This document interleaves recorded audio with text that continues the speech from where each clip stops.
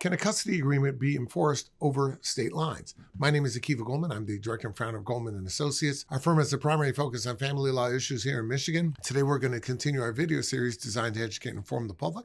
So please subscribe to our channel. Well, it's a very interesting question. A lot of people have the notion that, once you cross state lines, it's a whole another ball game. I remember talking to a client who was telling me about a police chase, and he said, well, if I could have just gotten across state lines, I would have been home free. Well, not necessarily. We have full faith and credit here. States honor the regulations of other states. Custody is really governed by the UCCJEA, the Uniform Child Custody Jurisdiction Enforcement Act. And what that act basically does is you determine what is the home state of the child. And whatever the home state of the child is, generally those laws should govern. However, sometimes it's unclear. Sometimes the child lived here, then moved, and then there's a custody case filed in a different jurisdiction. Which state governs? Really, the courts have to work together under that act, and sometimes the judges literally have to pick up the phone and call the other judge and determine which court is going to have jurisdiction over a particular custody case. Now, law enforcement can sometimes help out if you think your child was taken over state lines and you're worried, for example, that the other side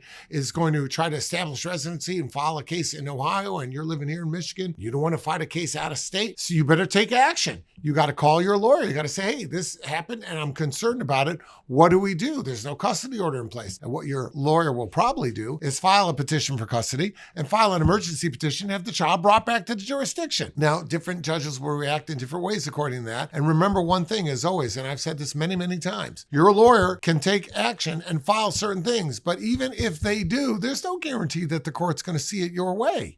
And there's no guarantee that the court is going to act. We've had cases under the UCC where the judges didn't understand what their obligations were, where they should have immediately ordered the child back to the state of Michigan, and it took them months to do it, and we will tell the court when we see the court about to err, we will say, Your Honor, would you like us to brief the subject for you? That's our way of saying nicely, look, man, you don't know the law, so let us tell you what it is. But we would say that, and many times the court will say, invite that. Yes, counsel, let's submit briefs on the subject. And once they see the brief and they realize what the law is, then they send the child back. So, it's an area of the law that is complicated. And like I indicated, sometimes even judges aren't sure what to do. But the most important thing you can do is if it's a multi-jurisdictional situation, get to your lawyer. He'll determine what's appropriate to be filed, what will work, what won't, and then you'll go from there. If you have any questions about that, reach out and we'll be glad to help you out. 248-588-3333. 248